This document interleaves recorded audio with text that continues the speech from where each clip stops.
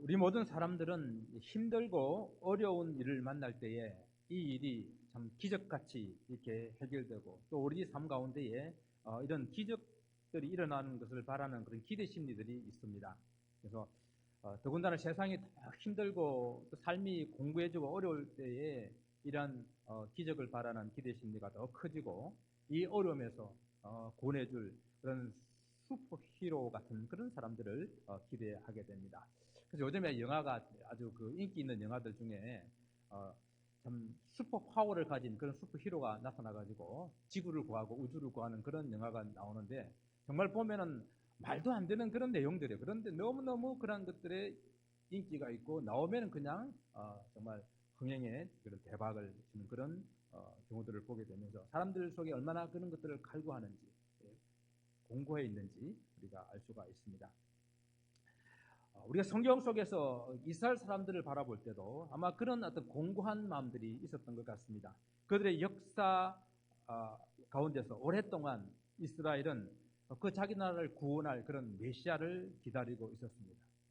아마 예수님 시대 때에 이스라엘이 가장 이 메시아를 기다리는 그런 간절한 그런 마음이 절정을 이루었던 그런 시기가 아니었는가 생각합니다. 그래서 예수께서 오셨을 때에 사람들은 예수님의 사역과 또 예수님의 말씀을 보면서 많은 기대를 가지게 되고 그 기대가 정말 맞는지 확인하고자 했던 것입니다. 오늘 본문 38절 말씀을 보게 되게 되면은 그때의 서기관과 바리새인 중 몇 사람이 말하되 선생님이여 우리에게 표적 보여주기를 원하나이다라고 예수님께 표적을 보여달라고 이렇게 요구합니다. 이런 요구는 예수님이 정말 하나님께서 보내주신 그 메시아가 맞는지 그 증거를 보여달라라는 것이죠. 표적이라는 말을 표적을 보여달라라고 말했는데 이 표적이라는 이 말은 성경에서 좀 여러 번 비슷한 단어들이 이렇게 나오게 돼요. 그래서 같은 비슷한 뜻을 가진 그런 단어가 기적이나 이적이나 또 기사 이런 말로 함께 사용됩니다. 이런 기적이나 이적이나 기사의 모든 것들은 우리 인간의 능력을 초월한 그런 초인간적인 초자연적인 그런 현상들을 말할 때에 쓰는 그런 단어죠. 구약 성경에서 또 신약 성경도 마찬가지고 이 세 단어가 우리가 지금 말씀을 살펴보려고 하는 이 표적이라는 이 단어와 크게 차이가 없이 같이 혼동해서 이렇게 사용되기도 했었습니다. 그렇지만은 좀 신약의 그런 용례들을 살펴보면서 좀 우리가 이렇게 한번 구분해 보았으면 좋겠어요. 기적이나 이적이나 기사 혹은 표적이라는 이 단어를 한번 우리가 구분을 해보게 되면은 이적이나 기사, 기적 이런 말은 헬라어로 테라스라는 그런 말을 쓰게 되는데 이것은 초자연의 어떤 현상들을 나타낼 때 쓰게 되죠. 그런데 이런 기적과 이적과 기사가 어떤 사실이나 어떤 그 내용을 증명해 주기 위해서 행해지게 될 때에 그것을 표적이다라고 쓰고 그 표적이라는 그 단어를 우리는 세메이온 우리가 영어의 사인이라는 단어가 있죠. 그런 단어를 써가지고 무엇인가를 나타낸다, 무엇인가를 의미한다, 상징한다라는 그런 의미로 쓰인다라는 것입니다. 그래서 특히 우리는 성경에서 예수님과 관련해가지고 예수님께서 어떤 많은 이적과 기적과 이런 기사들을 행하게 될 때에 이것은 예수님께서 바로 하나님께서 보내신 메시아임을 증명하는 표적이 된다.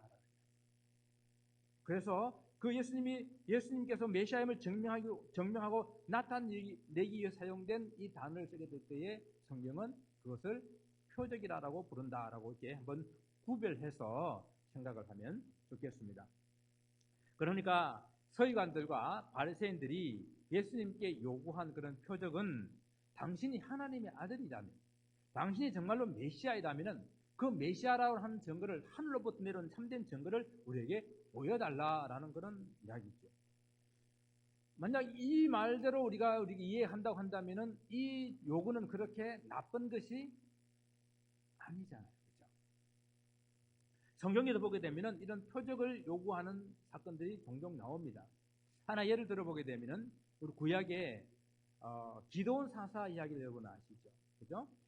이 기드온 사사 이야기는 사사시대 때에 이스라엘이 미디안으로부터 침략을 받아가지고 많은 백성들이 고통을 당하고 있었습니다. 열심히 농사 지어가지고 추수할 때가 되게 되면은 미디안 군사들이 와서 싹 뺏어가는 거예요. 그러니까 백성들이 많은 고통 중에 있는 그런 시기에 그들이 하나님께 부르짖었습니다.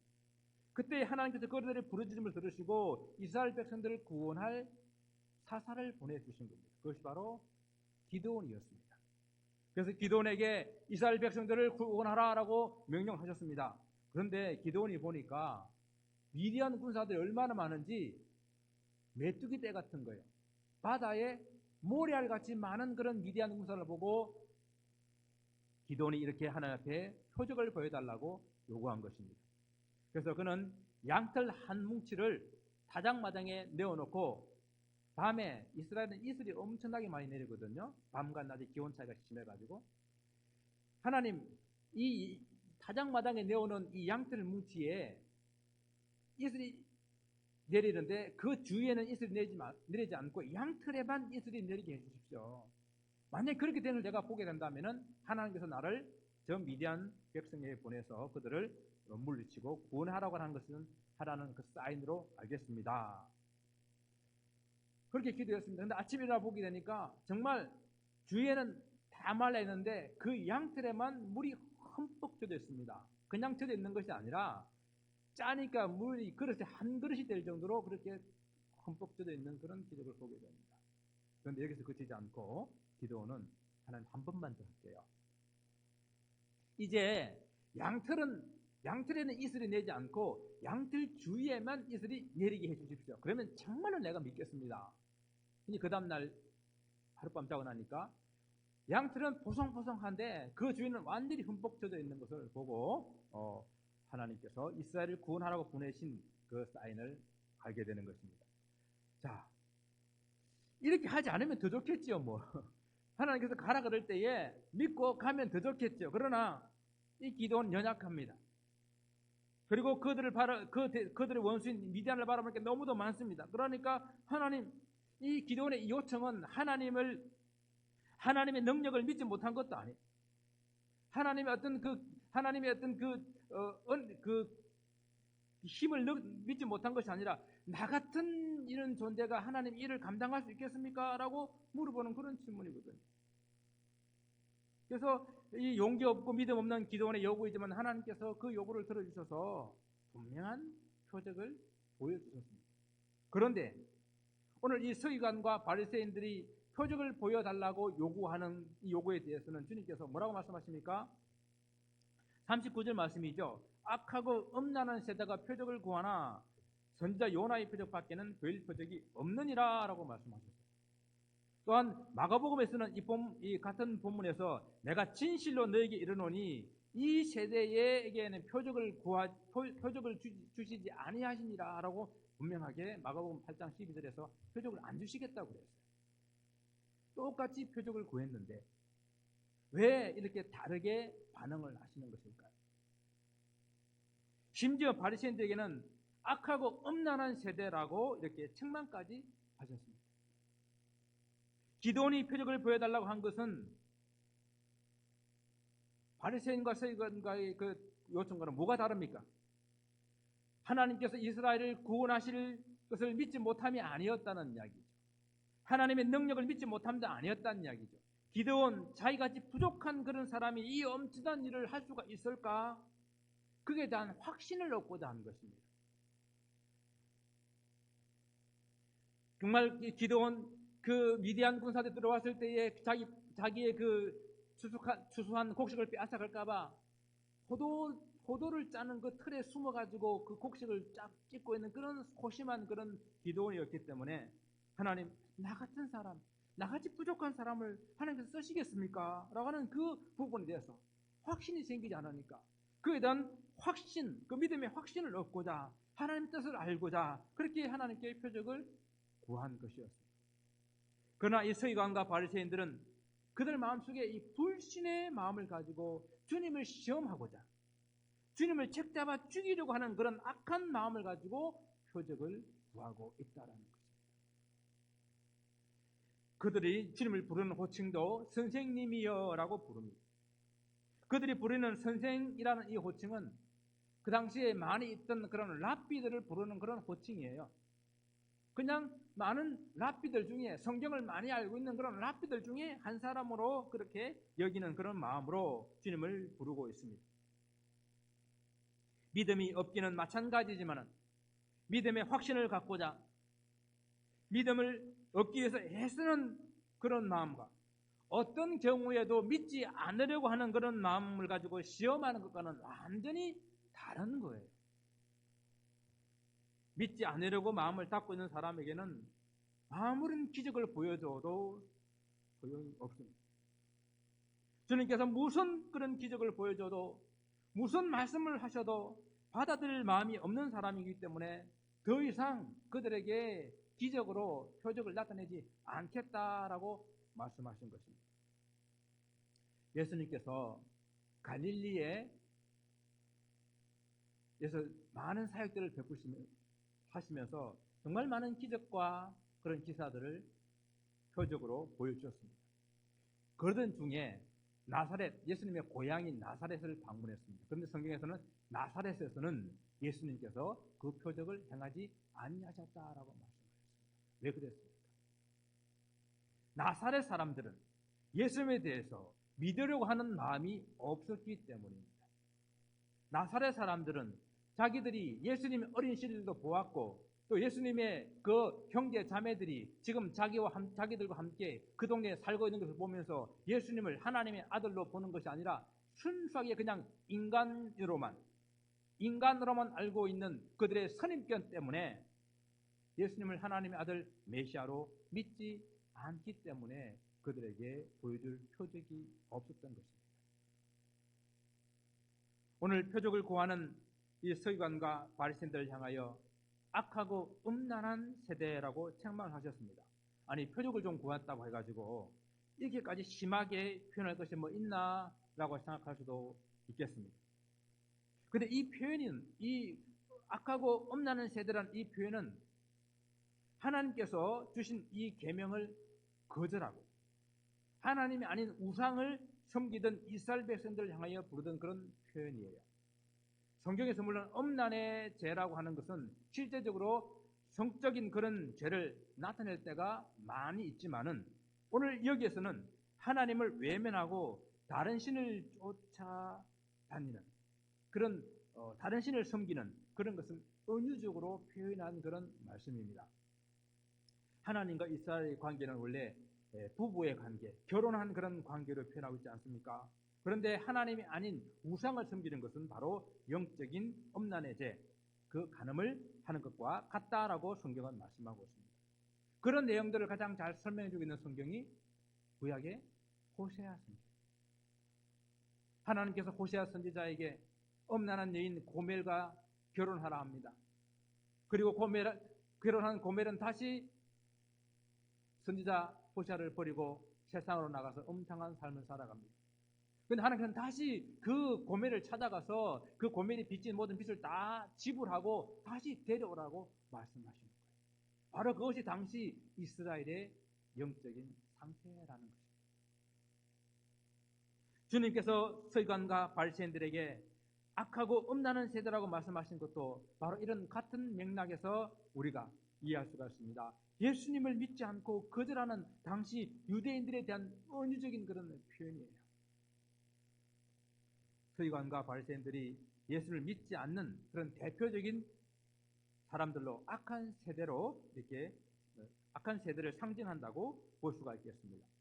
그들이 구하는 표적은 예수님을 믿고자 함이 아니라 예수께서 그러한 표적을 보여줄 수 없을 것이라고 생각하고 그렇게 됐을 때에 예수님께서 지금까지 하신 그 말씀을 흠을 잡아가지고 고발하고 결국은 죽이려고 하는 그런 목적이 그들 속에 있다라는 거예요.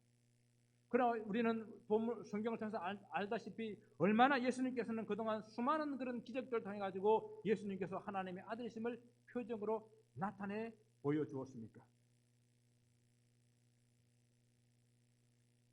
그러나 믿고자 하는 마음이 그들에게 없었기 때문에 믿고자 하는 사람들은요, 조그마한 그런 이적이라도, 조그마한 그런 기적이라도 그것을 보고 이것을 표적으로 깨달아 알아요.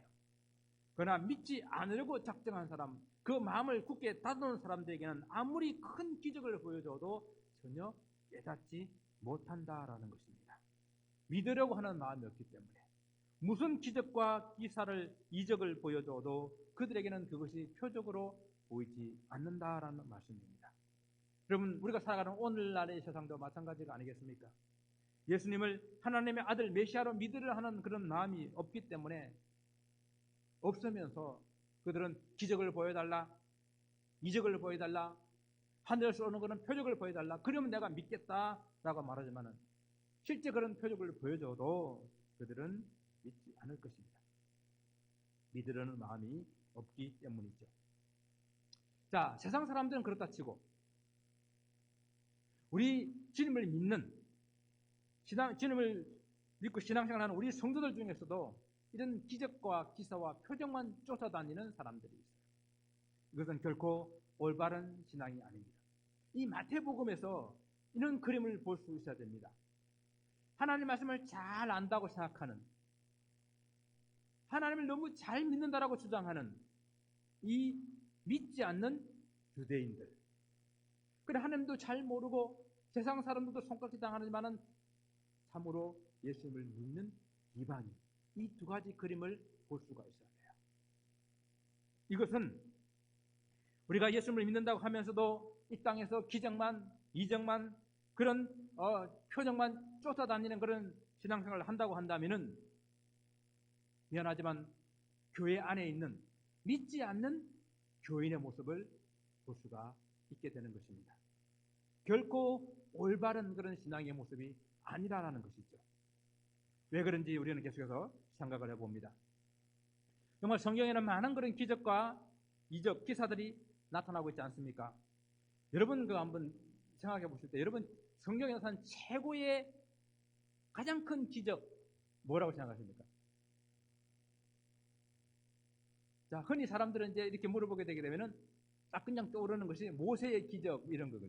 이런 거 생각하게 됩니다. 모세가 이스라엘 백성들을 홍해를 가르고 이렇게 구원해낸 그 놀라운 사건. 이런 이야기들은 믿지 않는 사람들도 잘 알고 있는 것은 아마 영화 10개라든지 이런 것 통해 가지고 많이 이제 홍보가 되어서 알고 있겠는데, 바닷물이 갈라지고 그 사이를 남자 장정만 개수한 것이 60만이면은 엄청난 숫자가 그 바다를 지나서 이게 나온 그런 사건. 이는 인류 역사 이래의 전무후무한 그런 기적입니다. 그러나 성경은 이것만 기적이 아니었죠. 정말 많은 그런 기적. 모세가 홍해를 가르고 나온 그런 기적뿐만 아니라 하늘로부터 만나가 내려서 이스라엘 백성들이 먹었습니다. 그것도 하루만 먹은 것이 아니라 40년을요.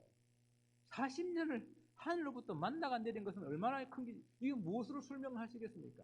뭐 어떤 사람들은 뭐 광야에 있는 어떤 조그만 나무에서 나는 그 열매라 그러는데 그 나무 열매를 가지고 40년 동안 이스라엘 백성들이 그걸 어떻게 먹어요? 이거는 이 땅에 있는 무엇으로 설명하려면 설명이 안 되는 이야기예요. 하늘로부터 내려왔다. 그리고 그뿐만 아니라 이스라엘 백성들이 요단강을 또한 건넜습니다. 그들이 그 요단강을 건널 때는 요단강이 추수할 때가 그 보리 멜 때가 돼가지고 요단강 전체 들녘으로 물이 흐를 때에 범람한 그런 시기라고 그랬어요. 하나님의 이 언약궤를 맨 제사장이 요단강에 발을 디뎠을 때에 그 요단강이 갈라졌어요. 그리고 사람들이 야른 땅을 건너듯이 그 땅을 건넜습니다. 무엇으로 설명을 할 수 있겠습니까?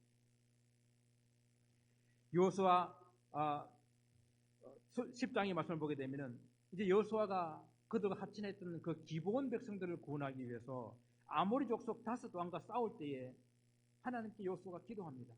그 기도했더니 하늘의 태양이 기브온 위에, 달이 아일론 골짜기 위에 그 미디안 병사들을 아모리 족속들을 다 멸할 때까지 그렇게 머물러 서 있었습니다. 태양이, 달이 머물러 서 있었다고. 이런 기적이 성경에 기록되어 있습니다. 또한 열왕기하 20장 7절에 보게 되게 되면 히스기야가 죽을 병에 걸렸어요. 그래서 그가 벽을 맞대고 기도합니다. 근데 하나님께서 그를 15년 동안 그 생명을 연장해 주겠다 하는데 그 연장해 주겠다는 그 사인으로 하나님께서 해 그림자를 10도 뒤로 물리십니다. 여러분 10도 뒤로 물렸다고 하는 것은 해시계를 기준해 가지고 시간이 40분이라는 시간이 더 뒤로 간 거예요. 시속 30km 넘게 돌아가고 있는 이 지구가 이런 것들을 무엇으로 설명하시겠습니까? 성경에 이런 많은 기적들이 있어요. 정말로 큰 기적들이 있습니다. 그러나 성경 전체에 있어서 가장 큰 기적은 예수 그리스도께서 이 땅에 오신 것이에요. 하나님이 사람이 된 것입니다. 하나님께서 우리 육신을 입으시고 이 땅에 오신 것 그것 자체가 가장 큰 기적이라는 이야기입니다. 그런데 예수 그리스도께서 이 땅에 오신 그런 가장 큰 기적은 또한 구약에서 계속해서 오실 것이다 말씀하신 것의 성취이기 때문에 그것은 가장 큰 표적이 된다는 이야기예요. 예수께서 이런 큰 표적으로 오셨는데 또 다른 표적을 요구하는 것이야말로 얼마나 큰 죄예요. 성경에서 죄라고 하게 될 때에 물론 도덕적으로 나쁜 짓을 한 것도 죄지요. 그러나 성경에서 진짜 우리들에게 죄라고 말하는 그 근본적인 것은 예수 그리스도를 믿지 않는 것을 죄라고 말합니다. 아마 가장 큰 죄라고 말할 수 있을 것입니다. 예수께서 이 땅에 오신 것 그것이 표적이지만 사람들은 계속해서 믿지 않고 더 큰 이적, 더 큰 기적으로 표적을 보여달라고 요구하고 있는 것입니다. 여러분 예수께서 보여준 많은 그런 기적들, 병자를 고치시는 것, 귀신을 쫓아내는 것, 그것도 예수님께서 하나님의 아들 그리고 하나님께서 보내신 메시아이심을 보여주는 그런 표적들로 예수님께서는 기적과 이정을 행하신 것입니다. 물고기 2마리와 떡 5덩어리로 5,000명을 먹였습니다. 예수님께서 물 위를 걸어가셨습니다. 그리고 바람과 파도를 잔잔케 명하실 때 그 파도와 바다가 잔잔하게 되었습니다. 이 모든 것들이 다 예수님께서 바로 하나님의 아들이시고 하나님께서 보내주신 메시아가 되심을 보여주시는 표적이라는 이야기입니다. 예수께서 많은 기적과 기사를 행하신 바로 이러한 것들이 예수께서 메시아 되심을 보여주는 표적이었는데 사람들은 그 표적을 보지 못하고 그냥 기적에만, 이적에만, 그런 기사에만 관심을 가지게 됩니다. 예수님 자체가 최후의 표적이라는 사실을 다시 한번 마음속에 깊이 새길 수 있는 시간 되기를 원합니다. 믿음을 가지고 예수님을 바라보게 되면은 예수님께서 하시는 모든 말씀, 예수님께서 하시는 모든 사역, 그것이 다 표적으로 보이는 거예요.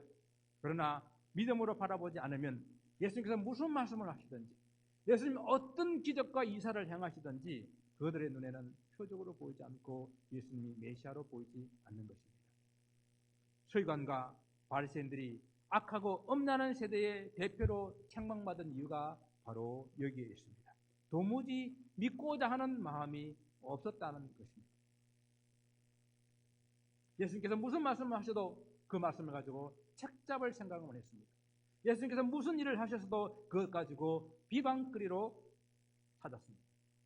그들이 하늘로부터는 표적을 보여달라고 한 것도 예수님을 믿고자 하는 그런 마음이 아닌 것입니다. 그들의 마음의 악함으로 인해서 나온 것입니다. 표적을 구하는 악한 세대를 위해서 우리 주님께서는 요나의 표적밖에는 보여줄 것이 없다라고 말씀하셨습니다. 여러분 요나의 표적이 무엇입니까? 하나님께서 요나를 니느웨로 가서 하나님의 말씀을 전하라 하셨습니다. 그런데 요나가 거절하고 도망가지 않았습니까? 니느웨는 이스라엘의 그런 원수의 나라의 수도였기 때문에 그래서 그는 니느웨가 아닌 다시스로 가는 배를 타고 도망가다가 풍랑을 만났습니다. 이 풍랑이 누구 때문에 일어났는지 제입복했는데 그것이 요나에게 딱 걸렸어요. 그래서 요나를 바다에 던지게 됩니다. 자, 요나를 바다에 던지게 되면 요나는 당연히 죽어야 되는 것이죠. 그런데 하나님께서는 큰 물고기를 준비하셔서 그 요나를 삼키게 되었다. 3일의 시간이 지난 이후에 다시 육지로 토해내시게 됩니다. 바로 이것이 요나가 밤낮 사흘 동안 큰 물고기 배 속에 있었던 것인데 이와 같이 인자도 예수님도 밤낮 사흘 동안 땅속에 있으리라 한 이 말씀, 이것이 바로 요나의 표적입니다. 즉 예수께서 십자가에 죽으시고 3일을 무덤에 계셨다가 다시 부활하실 것을 예표한 사건이죠. 예수께서 믿지 못하는 악한 세대들에게 다시 보여주시는 가장 큰 그런 표적, 그것은 바로 십자가와 부활이에요. 예수님께서 십자가의 죽으심과 그리고 부활하신 이것을 다시 한번 우리 믿지 못하는 인생들을 향해서 가장 큰 그런 표적으로 우리에게 주신 것입니다. 정말 이것은 주님의 은혜로운 표적이에요. 더 이상 다른 표적이 이제는 없습니다. 주님의 십자가와 부활을 믿지 못하는, 그렇다면 더 이상 소망이 이 땅에 없다라는 이야기입니다. 표적보다는, 이적보다는 우리가 십자가를 붙들고, 표적보다 이적보다는 부활하신 주님에게 우리는 소망을 가져야 한다라는 것입니다. 표적을 구하는 세대들에게 이런 경고의 말씀을 주십니다. 41절과 42절에서 심판 때에 니느웨 사람들과 남방 여왕이 일어나 이 세대 사람들을 정죄할 것이라고 말씀합니다. 왜 니느웨 사람들이 정죄합니까? 니느웨 사람들은 선지자 요나가 하나님의 말씀을 전했을 때에 그 말씀을 듣고 왕에서부터 어린 아이까지 베옷을 입고 금식하며 회개했습니다. 남방 여왕 시바 여왕이 솔로몬의 지혜의 그 말씀을 듣기 위해서 먼 길을 마다하고 찾아왔습니다.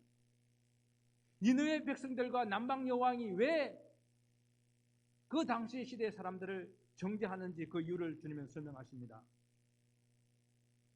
니느웨 사람들은 선지자 요나가 겨우 사흘 동안 전해야 될 그 말씀을 단지 하루만 전했는데 왕에서부터 어린 아이까지 심지어는 짐승까지 금식하고 베옷을 입고 한 앞에 나와 회개했다는 이야기입니다. 그리고 남방 여왕은 하나님의 말씀을 사모하여서 그 땅끝에서부터 찾아왔는데 지금 요나보다 더 큰 분, 솔로몬보다 더 큰 분이 직접 이 땅에 오셔서 복음을 전하고 표적을 보여주는데도 회개하지 않고 그리고 말씀을 듣지 않았기 때문에, 않고 있기 때문에 그들은 책망을 받을 수밖에 없다는 이야기입니다. 기적을 체험하고 표적을 보는 것보다도 더 중요한 것은 그 기적을 행하시고 표적을 보여주신 주님을 믿고 그 주님의 뜻을 따라 행하는 삶입니다. 여러분, 표적을 통해서 예수님이 메시아 되심을 보여주실 때에 우리는 그 예수님을 나의 구주로 믿고 우리의 지난날의 삶을, 또 우리의 낙감의 삶을 주 앞에서 회개하는 그런 삶을 살아야 합니다. 우리에게 들리는 그 말씀을 듣고 우리는 기꺼이 순종하는 그런 삶을 살아야 하는 것입니다. 악하고 엄란한 그런 세대들에게 주님께 주시는, 또 다시 한번 큰 은혜로 주신 십자가와 부활의 그 표적, 그것을 믿지 않으면 소망이 없는 것입니다. 악하고 엄란한 세대는 주님께 주신 그런 은혜의 표적, 가장 큰 표적을 여전히 믿지 않고 있기 때문에 예수님께서 그들에게 경고의 말씀을 주십니다. 예수님을 통해서 많은 그런 병자들이 고침을 받았고 또 귀신이 쫓겨나갔습니다. 놀라운 그런 기적을 경험했습니다. 그러나 기적을 통해서 예수님께서 보여주고자 하는 그런 표적을 보지 못한 그런 사람들이 처음보다도 나중에 더욱더 비참하게 될 것이라고 경고하시는 겁니다. 기적을 통해서 예수님이 메시아임을 깨닫고 죄를 회개하고 예수를 믿고 난 이후에 주님을 주인으로 모셔야 되는데 그렇지 못한 삶, 그런 사람들은 오늘 본문의 45절 말씀처럼 저보다 더 악한 귀신 7을 데리고 들어가 거하게 될 때에 그 형편이 나중보다 처음보다 더욱더 심하게 될 것이다라고 경고하고 있는 것이죠. 믿지 않으면서, 아니 어떤 것으로도 믿지 않으려고 하면서 마음의 표정만, 마음의 기적만 구하는 그런 세대가 바로 오늘 엄란한, 그런 악하고 엄란한 세대가 당하게 될 바로 그 일이 처음보다도 나중에 더욱더 심하게, 악하게, 어렵게 될 것이라는 주님의 경고입니다. 사랑하는 성도 여러분, 지금 코로나 팬데믹이라는 어려운 그런 터널 가운데 참 끝이 보일 것 같았는데 다시 희미해져가는 그런 시간들을 보내고 있습니다. 많이 힘드실 줄 압니다. 가정마다 힘들고 또 사업하시는 분들도 힘들고 또 이것이 주는 정신적인 그런 스트레스가 얼마나 큰지 우리는 이런 어려움 속에 살아갑니다. 근데 많이 힘드시죠? 근데 이런 우리 힘든 고난과 고통의 속에 있는 우리들을 직접 당신의 육신으로 그 우리의 고난과 고통을 체험하시고 담당하시기 위해서 주님께서 우리를 이 땅에 육신을 입고 찾아오셨습니다. 정말 이것만으로도 우리는 얼마나 큰 하나님의 축복이고 감사인지 모릅니다. 또한 그렇지만 이런 어려움 속에서도 고난 속에 흔들리지 아니하도록 주님께서는 다시 한번 십자가와 부활이라는 최고의 가장 큰 표적을 우리에게 주셨습니다. 주님의 십자가와 부활 외에는 다른 그 어떤 이제는 표적이 우리에게는 더 이상 필요가 없습니다. 십자가의 도는 우리 믿는 자들에게는 최고의 그런 자랑이요 가장 큰 최고의 표적이 됩니다. 그래서 저 여러분 삶에서 우리 정말 평생의 우리의 자랑은 주의 십자가로다 고백하는 그런 삶이 되기를 원합니다. 주님의 십자가에서 우리의 모든 죄와 고난과 고통의 문제가 해결되었습니다. 주님의 부활하심으로 우리도 불가을 썩지 아니할 저 영광의 몸을 입고 부활하여서 주님과 함께 영원히 살 그 약속의 소망을 우리에게 주셨습니다. 우리가 이 세상에서 이거 아니면 안 될 것 같아서 붙잡았던 모든 것들, 사랑했던 것들, 주인 삼았던 것들 이제는 내려놓고 정말 주님만 주인 되는 그런 삶을 살 수 있기를 권면합니다. 정말 이 땅의 거친 풍랑에도 깊은 바다처럼 우리를 잠잠케 해주실 그 주님의 사랑의 십자가를 붙잡고 그리고 부활의 소망으로 지금 우리에게 닥친 크고 작은 그런 어려움들을 이겨내시는 성도 되시기를 주님의 이름으로 축원을 드립니다. 기도합니다.